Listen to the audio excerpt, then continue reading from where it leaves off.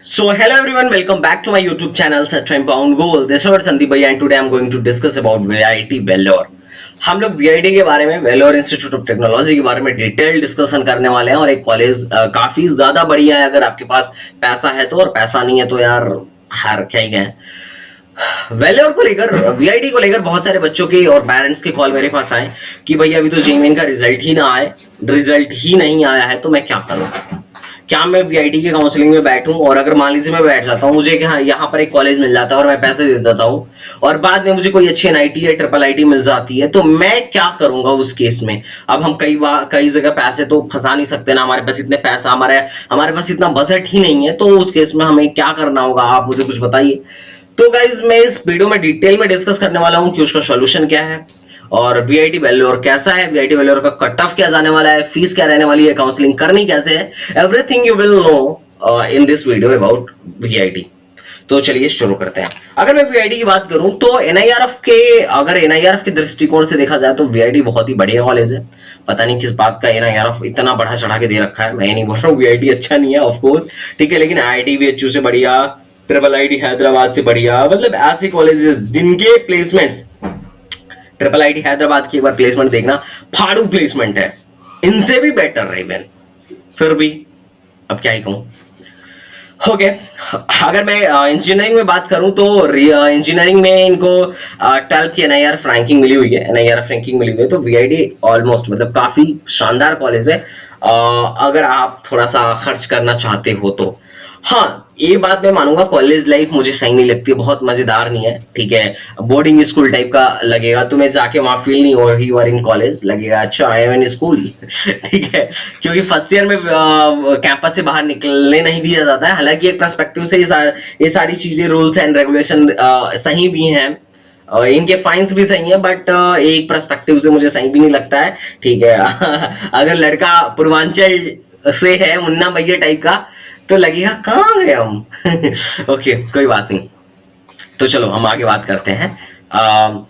Campus size इसका काफी बड़ा है और यहाँ पर जो फुल्ली फ्लेक्सिबल ग्रेड सिस्टम है, मतलब तुम अपने अकॉर्डिंग टीचर, अपने अकॉर्डिंग सब्जेक्ट चूज कर सकते हो, लेकिन ध्यान रखना बच्चे बहुत ज्यादा हैं, मतलब बहुत ज्यादा है, पूरा क्राउडी कैंपस है, 6-7 हजार के आसपास, मतलब ये तुम्हें यहाँ बच्चे दिखने वाले हैं, ठीक है, तुम्हारे फर्स्ट ईयर में 6,000 के आसपास, तो काफी ज्यादा क्राउडी होने वाला है।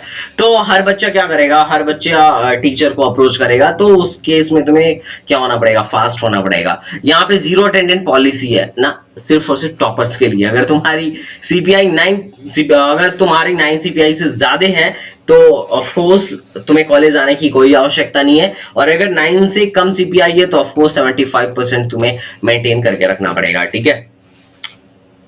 एक्चुअली VIT के 4 कैंपस है, VIT वेल्लोर, चेन्नई, अमरावती और भोपाल, जिसमें से वेल्लोर वाला बढ़िया है, चेन्नई वाला भी ठीक ठाक है, अमरावती और भोपाल नहीं हुआ है, तो I would not like to recommend you, ठीक है। हाँ, अगर कुछ नहीं मिल रहा है तो जा सकते हो, कुछ नहीं मिल रहा पैसा है तो जा सकते हो, अदरवाइज तो मैं ज्यादा रिकमेंड करता नहीं हूँ। अगर मैं प्लेसमेंट की बात करूँ तो इनका मीडियन पैकेज 8 लाख का है, हाईएस्ट पैकेज 1.23 करोड़ का है, और तुम यहाँ पे देख सकते हो कि इतनी सारी कंपनियां यहाँ पे विजिट की हैं, और 10 लाख से ज्यादा 3300 बच्चों को प्लेसमेंट 2022 में मिला है, और 20 लाख से ज्यादा 254 लोगों को मिला, मतलब 6,000 बच्चे पास आउट हुए थे, उसमें से 254 लोग के आसपास ऐसे हैं जिनके पास 20 लाख से ज्यादा का ऑफर है, ठीक है। ये ना देखो, ये नीचे भी देखो, TCS ने निंजा प्रोफाइल पे 32-3300 लोगों को 3.5 का प्लेसमेंट दिया है, ये भी देख लिया करो कभी कभी, ठीक है। ऐसा नहीं कि हाँ, no doubt, of course obvious सी बात है, यहाँ पे काफी सारी कंपनियां, ड्रीम कंपनी आती हैं, माइक्रोसॉफ्ट, Amazon, ठीक है, DSO, there are a lot of good companies. तो बिल्कुल अगर तुम्हारे पास है, तुम्हारे में दम है तो बिल्कुल फोड़ सकते हो, लेकिन ध्यान रखना अगर तुम यहाँ टॉपर हो VIT में तो बहुत कुछ मिलेगा, और अगर तुम टॉपर नहीं हो तो बड़ा नुकसान हो जाएगा, ठीक है। ये चीज ना VIP का मतलब ऐसा है कि है, ठीक है। अगर मैं बात करूं फीस की ना, तो देखो ये फीस का ना तुम्हें मसला समझ में नहीं आएगा। ऑफिशियल वेबसाइट पे सिर्फ और सिर्फ कैटेगरी 1 की फीस दी जाती है, बाद में एडमिशन के टाइम में कैटेगरी में बांट के फीस लिया जाता है, ठीक है। तो यहाँ पे एक्चुअली दो तरीके के ग्रुप्स हैं ब्रांच वाइज।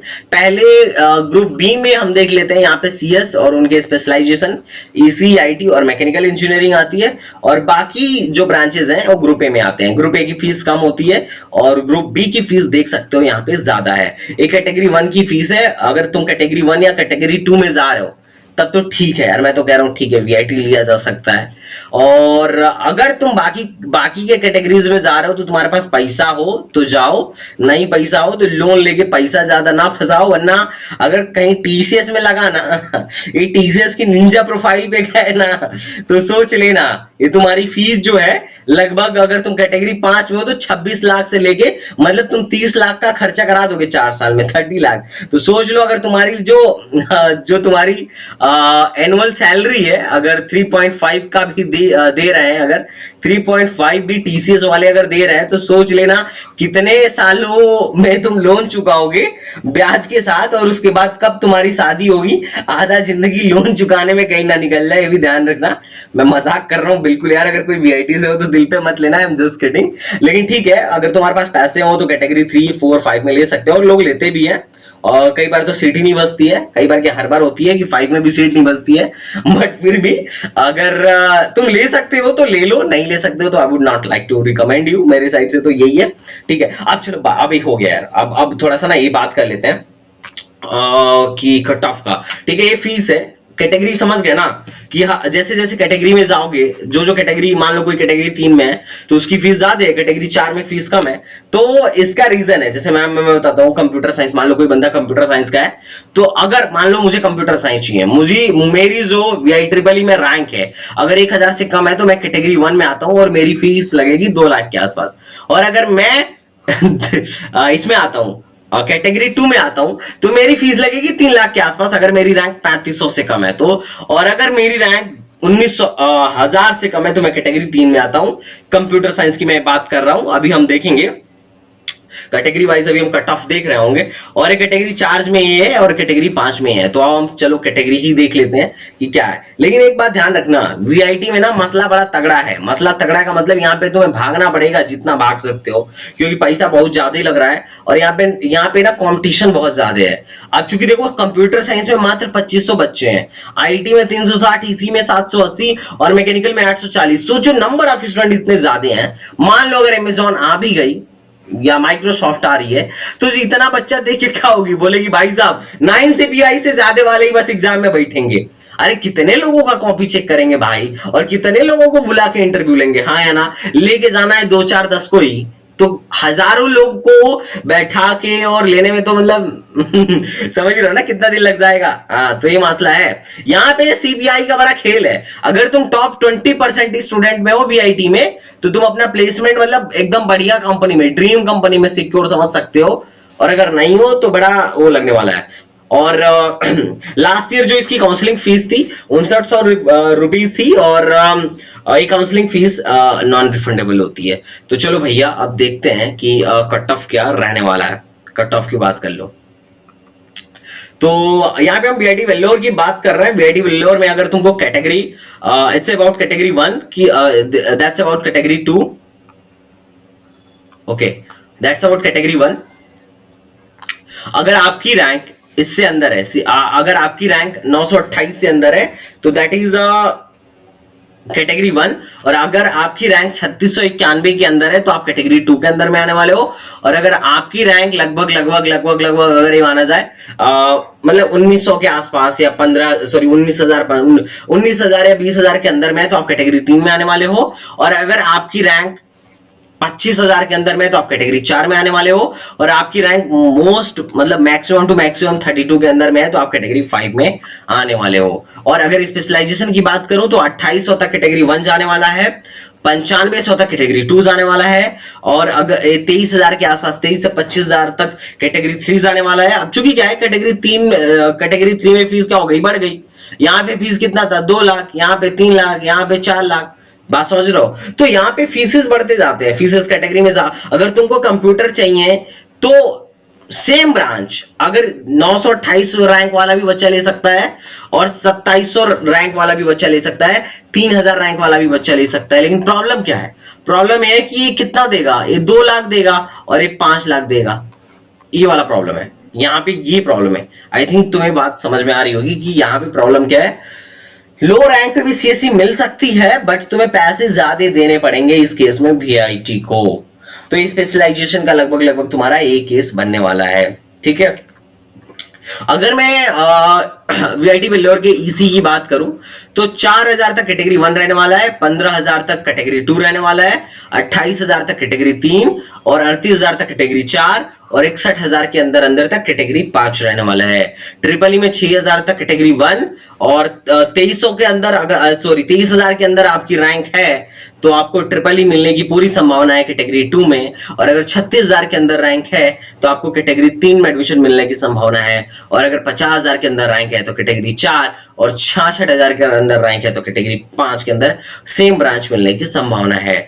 मैकेनिकल वालों की अगर बात करूं वीआईटी वेल्लोर में तो 3,000 के अंदर अगर आपकी रैंक है तो आपको मैकेनिकल 30,000 के अंदर अगर आपकी रैंक है तो आपको मैकेनिकल इजीली मिल जाएगा कैटेगरी 1 के अंदर 30,000 के अंदर अगर आप हैं तो। और अगर आप कैटेगरी 2 में अगर आपकी 45,000 के अंदर रैंक है तो कैटेगरी 2 में एडमिशन मिल जाएगा।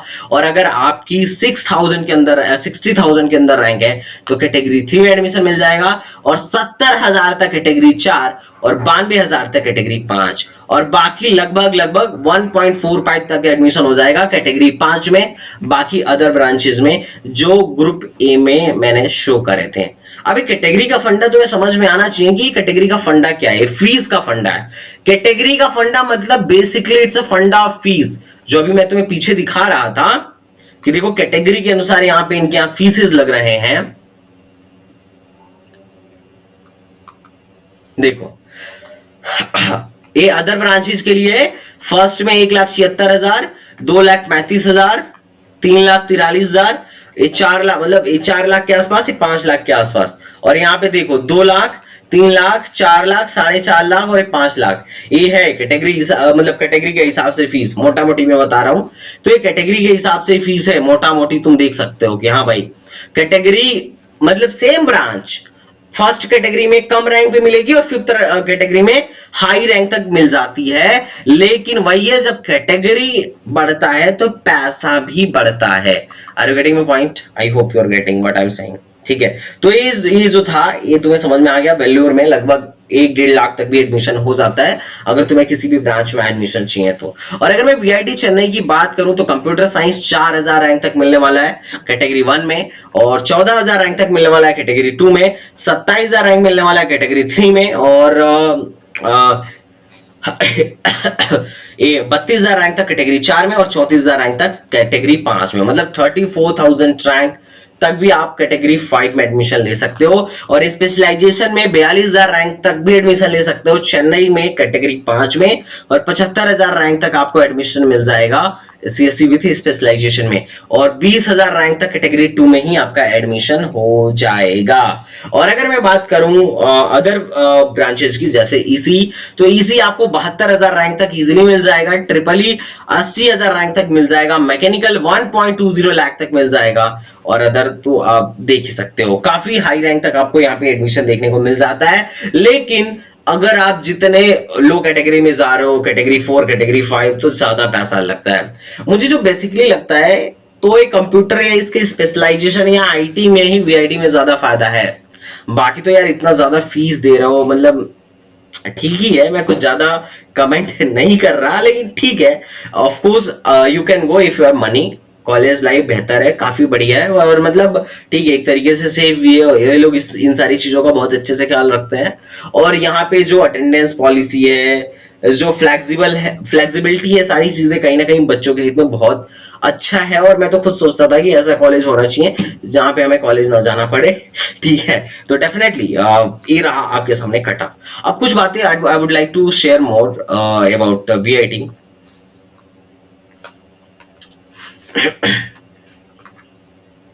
ये वीआईटी वेल्लोर के ब्रांचेस हैं, ठीक है। You can see here this are the branches of VIT Vellore, okay. ये वीआईटी चेन्नई के ब्रांचेज हैं और ये वीआईटी भोपाल के। भोपाल तो मैं कंसीडर अभी वही नहीं करूंगा आपको। और ये अब एक बात और मैं आपको बताना चाहूंगा कि अगर 1 लाख से ज्यादा आपकी रैंक आई है ना वीआईटी ट्रिपल ई में, तो आप चेन्नई के लिए you are not eligible, you will not be applicable for Chennai और वेल्लोर मे बी, ठीक है। You have to check that. वहां पे ये लोग आपको बोलेंगे कि ये जो एपी है और भोपाल है, you have to go there for that. Okay, तो I think you can see all the data here. आपको ये सारी चीजें आपको देखने को मिल जाएंगी। और अगर इसके बाद भी आपके मन में कोई डाउट हो तो definitely you can comment box आपके लिए खुला हुआ है। कमेंट बॉक्स में बिल्कुल पूछेगा और जेई का जैसे ही रिजल्ट आता है हम उस पर बात करेंगे। और एक बात कहना मैं भूल गया, देखिए यहाँ पे अच्छी बात है वीआईटी वेल्लोर में कि आपकी जो फीस होती है ना रिफंडेबल होती है। मतलब रिफंडेबल का मतलब ही है, रिफंडेबल का मतलब ही है कि अगर मान लीजिए आपने यहाँ पर एडमिशन लेके इनको पैसे दे दिए हैं, आपने यहाँ पर एडमिशन लिया और इनको पैसे दे दिए हैं, आप पैसे देने के बाद में अगर आपको कोई आईआईटी एनआईटी या कोई भी कॉलेज मिल जाता है तो आप रिफंड ले सकते हो, रिफंड के लिए अप्लाई कर सकते हो। हाँ, ये जरूर है कि रिफंड तुरंत नहीं मिलेगा, of course it will take time, काफी अच्छा खासा टाइम लेगा। तो आपके पास इतना पैसा होना चाहिए कि आप उधर भी एडमिशन करा लो और इधर भी एडमिशन करा लो और इसको बाद में रिफंड करवा लो। तो ये रिफंड हो जाता है, बहुत ज्यादा चार्ज नहीं लगता है, ठीक है। इवन यहाँ पे 1 महीने तक क्लास कर लोगे तो भी ऐसा नहीं है कि बहुत ज्यादा चार्ज लगने वाला है, 10%, और 3 महीने तक करो तो 20%, ठीक है। तो ज्यादा इस मामले में आप टेंशन मत लेना। और अभी तो वीआईटी की काउंसलिंग लंबी चलेगी, लंबी, तो डोंट वरी। बाकी आपके मन में वीआईटी को लेकर कोई भी सवाल हो डेफिनेटली यू कैन आस्क। तो चलिए मिलता है नेक्स्ट वीडियो में, तब तक के लिए बाय बाय, टाटा एंड जय हिंद।